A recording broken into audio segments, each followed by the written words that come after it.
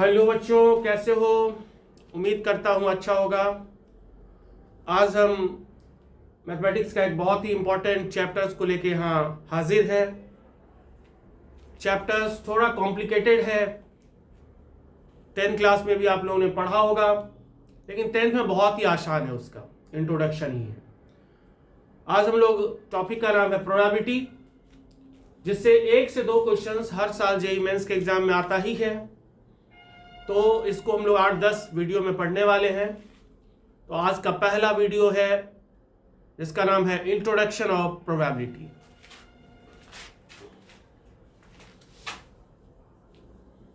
Introduction of probability.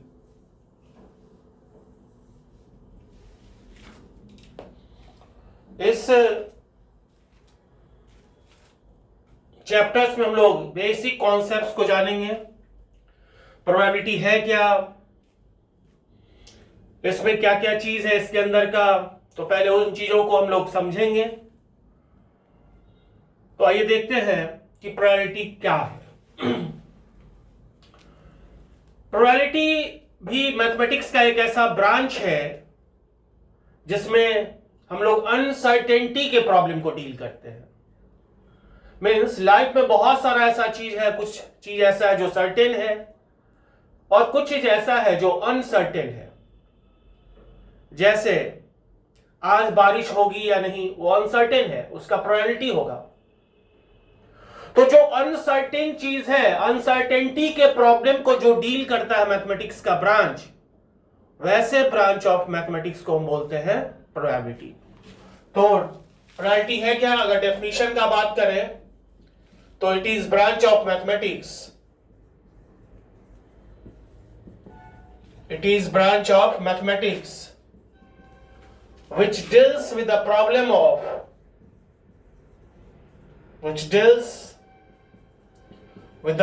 of uncertainty. Mathematics का वैसा branch जो अनसर्टेनिटी के प्रॉब्लम को डील करे, मैथमेटिक्स के वैसे ब्रांच को हम कहते हैं प्रोबेबिलिटी। ठीक है। अब इसमें कुछ इंपॉर्टेंट टर्म्स है, जिसमें से पहला टर्म है एक्सपेरिमेंट। तो ये एक्सपेरिमेंट क्या होता है? तो 10th क्लास में भी हम लोग एक्सपेरिमेंट करते हैं, लाइफ में हमेशा एक्सपेरिमेंट लोग करते रहते हैं। एक्सपेरिमेंट एक काम है, एक ऑपरेशन है जो कुछ ना कुछ आउटपुट प्रोड्यूस करता है। ठीक है। चाहे डिजायर्ड आउटपुट आए या ना आए, लेकिन आउटपुट कुछ ना कुछ आएगा। जैसे कॉइन को अगर हम टॉस करें तो कुछ ना कुछ आएगा हेड या टेल में से। एक डाइस को अगर हम फेंकते हैं तो उसमें भी कुछ ना कुछ आउटपुट आता है 1 to 6 में से। H2 और O2 को अगर हम मिलाते हैं तो भी कुछ ना कुछ कंपाउंड आता है कि नहीं? तो इस तरह से जब भी कोई काम करते हैं तो कुछ ना कुछ वो आउटपुट देता है। ठीक है। वही जो काम है दैट इज कॉल्ड एक्सपेरिमेंट। तो एक्सपेरिमेंट क्या है? एन ऑपरेशन, एक ऑपरेशन है विच प्रोड्यूस सम आउटपुट्स।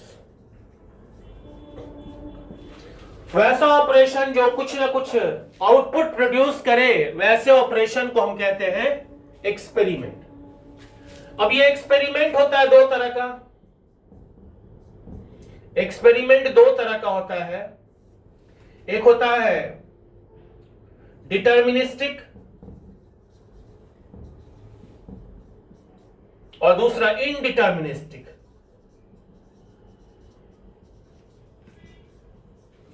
इनडिटर्मिनिस्टिक का दूसरा नाम है रैंडम। तो टर्म से ही क्लियर है, डिटर्मिनिस्टिक मतलब जिसका आउटपुट पहले से हमें मालूम हो, एडवांस में जिसका आउटपुट पता हो। जैसे H2 plus O2 that is 2H2O। तो यहां पर हमें मालूम था कि हाइड्रोजन और ऑक्सीजन को अगर हम एक फिक्स रेशियो में अगर मिलाएं तो वाटर मॉलिक्यूल ही बनेगा।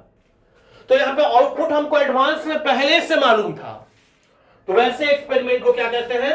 Deterministic experiment, whose output is known in advance, whose output is known in advance, जिसका आउटपुट हमें पहले से मालूम हो, एडवांस में मालूम हो, दैट इज कॉल्ड डिटर्मिनिस्टिक। और जो डिटर्मिनिस्टिक ना हो दैट इज कॉल्ड रैंडम। जैसे टॉसिंग ए कॉइन, जब हम कॉइन को टॉस करेंगे तो एक आउटपुट हमें मालूम नहीं है।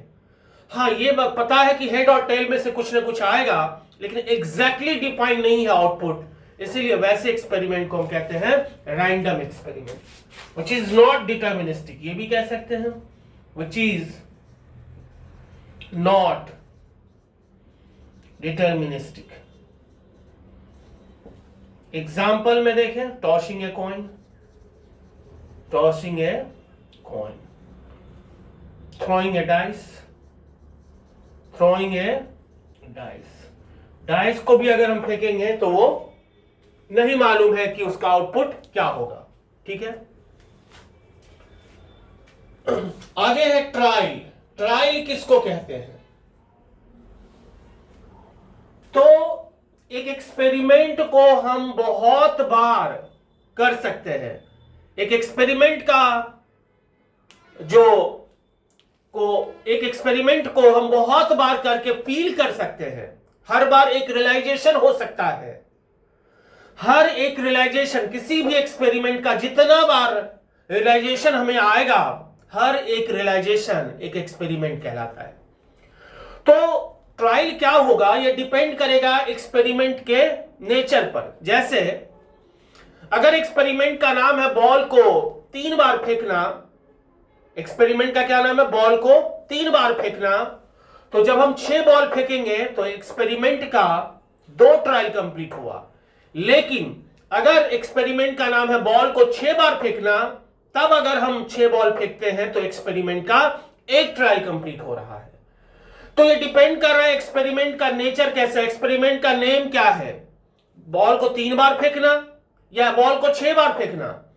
3 बार फेंकना नाम है, 6 बार फेंका तो 2 ट्रायल कंप्लीट किया। 6 बार फेंकना नाम है और 6 बार हमने फेंका तो 1 ट्रायल कंप्लीट किया। तो जितना बार हमने रियलाइज किया, हर एक रियलाइजेशन एक एक्सपेरिमेंट ट्रायल कहलाता है। Each realization of an experiment, each realization of an experiment,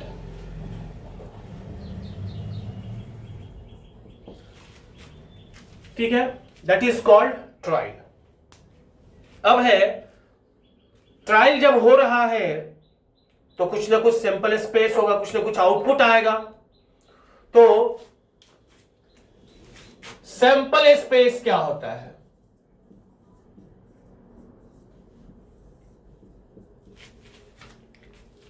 experiment जब भी हम करते हैं तो कुछ ना कुछ आउटपुट आएगा और उन सारे आउटपुट का कलेक्शन उस एक्सपेरिमेंट का कहलाता है sample space.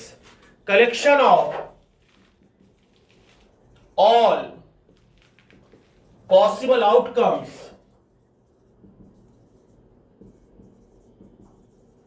Of an experiment. जैसे एक्सपेरिमेंट है और उसका सैंपल स्पेस। एक्सपेरिमेंट है थ्रोइंग ए डाइस, तो सैंपल स्पेस क्या होगा? डाइस को जब फेंकेंगे तो सैंपल स्पेस 1 से लेके 6 में कुछ भी आ सकता है। टॉसिंग ए कॉइन, तो सैंपल स्पेस क्या होगा? Head and tell.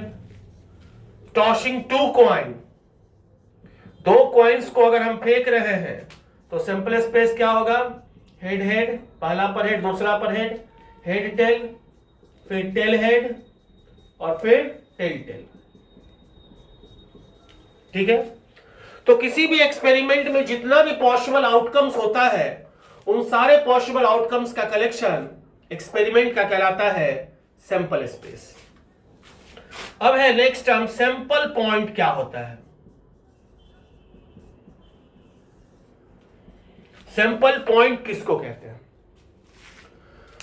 तो किसी भी एक्सपेरिमेंट को जब हम परफॉर्म करते हैं तो कुछ आउटपुट्स आता है, कुछ सेट ऑफ आउटपुट्स आता है। जैसे हमने डाइस को फेंका तो सैंपल स्पेस आया 1 2 3 4 5 6।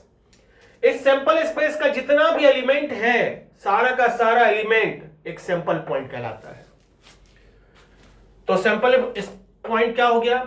Each element of sample space. Sample space के हर एक एलिमेंट को सैंपल पॉइंट कहते हैं।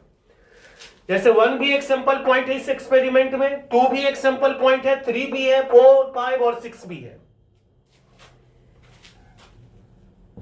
अब है इवेंट किसको कहते हैं? नेक्स्ट टर्म है इवेंट क्या होता है। तो आइए देखते हैं इवेंट क्या है।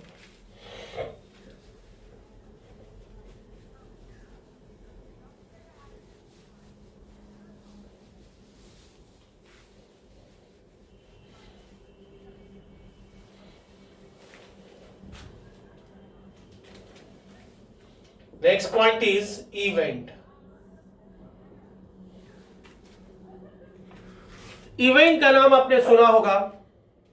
इवेंट मैनेजमेंट भी आजकल हो रहा है।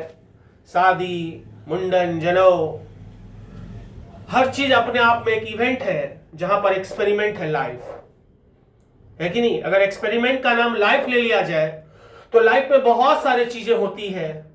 बर्थडे, मैरिज डे, तो ये सब सारा चीज लाइफ का एक इवेंट है। वैसे ही जब हम किसी एक्सपेरिमेंट को परफॉर्म करते हैं तो क्या क्या चीज आ सकता है, उन सारे चीजों का कलेक्शन क्या कहलाता है? Sample point, sorry sample space. और सैंपल स्पेस के अलावा तो कुछ हो ही नहीं सकता है। जैसे अगर हम लाइफ को मान लें कि एक एक्सपेरिमेंट है, तो लाइफ में शादी हो सकती है, मुंडन हो सकता है, जनेऊ हो सकता है, बर्थडे हो सकता है, लेकिन कभी वो भगवान नहीं बन सकता है कि नहीं? वो इम्पॉसिबल हो गया। हम भगवान नहीं बन सकते हैं। मेरी शादी हो सकती है, मेरा बर्थडे हो सकता है, मेरा डेथ हो सकता है, लेकिन हम भगवान नहीं हो सकते। तो सैंपल स्पेस में जो भी चीज पॉसिबल है, सबका कलेक्शन, इन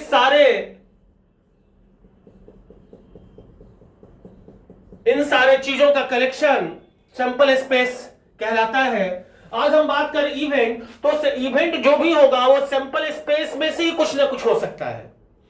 जब हम डाइस को फेंकेंगे तो 7 नहीं आ सकता है, 0 नहीं आ सकता है। जब भी आएगा तो 1 to 6 ही आ सकता है। मतलब सैंपल स्पेस एक सेट है, इसी सेट में से कुछ चीजों का कलेक्शन या ना आए तो इसी सैंपल स्पेस सेट का जो सबसेट होता है, that is called event. Event क्या है? It is subset of sample space. ठीक है? जैसे एक्सपेरिमेंट, सैंपल स्पेस और इवेंट। एक्सपेरिमेंट है थ्रोइंग ए डाइस, सैंपल स्पेस क्या सब हो गया? 1 2 3 4 5 6। इवेंट है गेटिंग इवन नंबर, तो क्या हो जाएगा? 2 4 6। अगर एक्सपेरिमेंट हो गेटिंग प्राइम नंबर,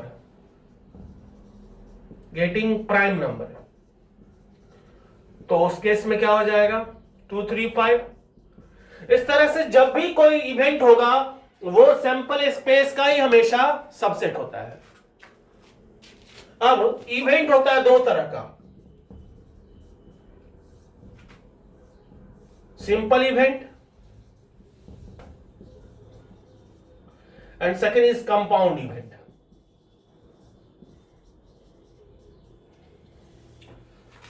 तो सैंपल स्पेस में ये जितना भी एलिमेंट है सारा एक सैंपल पॉइंट कहलाता है। Each element of sample space is called a sample point, each element of sample space. तो अगर इवेंट के पास अगर एक ही सैंपल पॉइंट हो तो वैसे इवेंट को बोलेंगे सिंपल, और अगर उससे एक से ज्यादा अगर सैंपल पॉइंट है तो वैसे इवेंट को बोलेंगे कंपाउंड इवेंट। जैसे सैंपल सैंपल इवेंट क्या हो गया? Having only one sample point.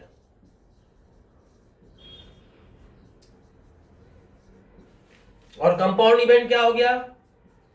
Having to और मोर सैंपल पॉइंट।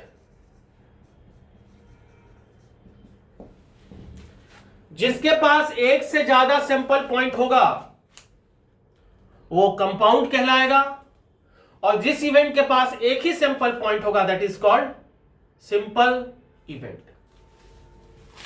आगे हम लोग बात करें, कुछ स्पेशल टाइप का इवेंट्स होता है, और वो सब इवेंट क्या है तो उसको देखा जाए।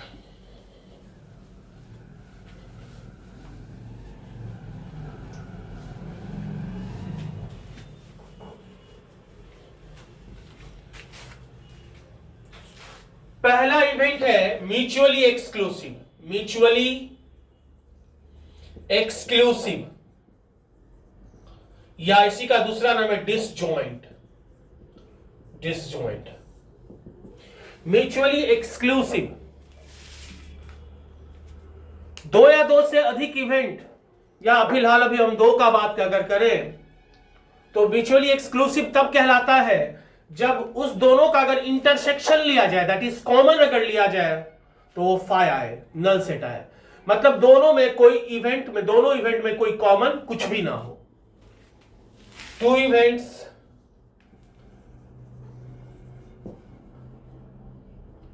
E1 and E2 are where E1 intersection E2 is equal to 5। अगर E1 और E2 का इंटरसेक्शन अगर 5 हो तो हम ये कहेंगे कि वो जो इवेंट है वो म्यूचुअली एक्सक्लूसिव है। जैसे डाइस को फेंकने पर इवन नंबर का आना और डाइस को फेंकने पर ऑड नंबर का आना, तो इवन नंबर में 2 2 4 6 आएगा, और ऑड नंबर में क्या सब आएगा? 1 3 एंड 5। दोनों में कोई कॉमन नहीं है, इसलिए वो दोनों इवेंट क्या कहलाएगा? Mutually exclusive events. Suppose E1 is equal to 2 4 6 and E2 है हमारा 1 3 5। एक्सपेरिमेंट क्या होगा? एक्सपेरिमेंट है थ्रोइंग अ डाइस, और ये इवन इवेंट क्या है?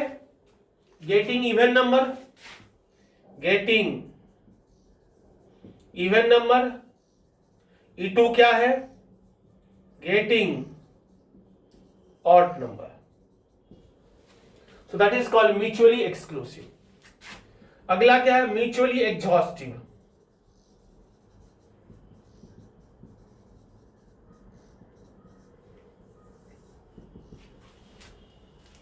म्यूचुअली एग्जॉस्टिव क्या होता है? तो अगर दो इवेंट का यूनियन अगर सैंपल स्पेस के बराबर हो, दो इवेंट्स का यूनियन अगर सैंपल स्पेस के बराबर हो तो वो दोनों इवेंट कहलाता है mutually exhaustive. If E1 union E2 is equal to S। ठीक है, जैसे सेम अगर E1 इक्वल टू 1 3 5 रखे और E2 2 4 6 रखे, एक्सपेरिमेंट है थ्रोइंग अ डाइस। डाइस को अगर फेंक रहे हैं, एक्सपेरिमेंट का नाम है डाइस को फेंकना। अगर हम डाइस को फेंक रहे हैं और अगर दो इवेंट अगर हम ले रहे हैं, getting odd number and getting even number, तो उस केस में दोनों इवेंट का जो यूनियन होगा वो किसके बराबर होगा? S के बराबर, सैंपल स्पेस के बराबर। इसलिए ये दोनों इवेंट E1 और E2 कहलाएगा म्यूचुअली एग्जॉस्टिव इवेंट्स। नेक्स्ट है इंडिपेंडेंट इवेंट्स।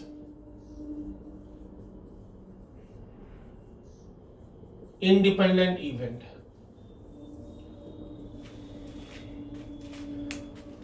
दो इवेंट एक दूसरे से इंडिपेंडेंट तब होता है जब किसी भी एक इवेंट का होना या ना होना, किसी भी घटना का घटना, किसी भी घटना का घट जाना या उसका नहीं घटना दूसरे पर डिपेंड ना करे। अगर हमें जाना है या नहीं जाना है वो किसी और के जाने या ना जाने पर डिपेंड ना करे, है कि नहीं? तो वैसे होता है तुम लोगों में कि कभी कभी कहता है कि नहीं फलना आज नहीं जाएगा इसलिए हम भी नहीं जाएंगे, है कि नहीं? आज वो जा रहा है इसलिए हम भी जाएंगे कोचिंग या कॉलेज जो भी है। तो इसका मतलब वो दोनों क्या हो गया? डिपेंडेंट हो गया। इंडिपेंडेंट मतलब किसी एक का होना या ना होना दूसरे के होने या ना होने पर डिपेंड ना करे। अकरेंस और non occurrence of anyone does not depend upon occurrence या नॉन अकरेंस ऑफ अदर। वैसे हम लोग आगे जाके पढ़ेंगे कि E1 इंटरसेक्शन E2 बराबर अगर P of E1 into P of E2 हो तो वो दो इवेंट्स जो होता है वो क्या कहलाएगा? इंडिपेंडेंट इवेंट कहलाएगा। ठीक है, अब है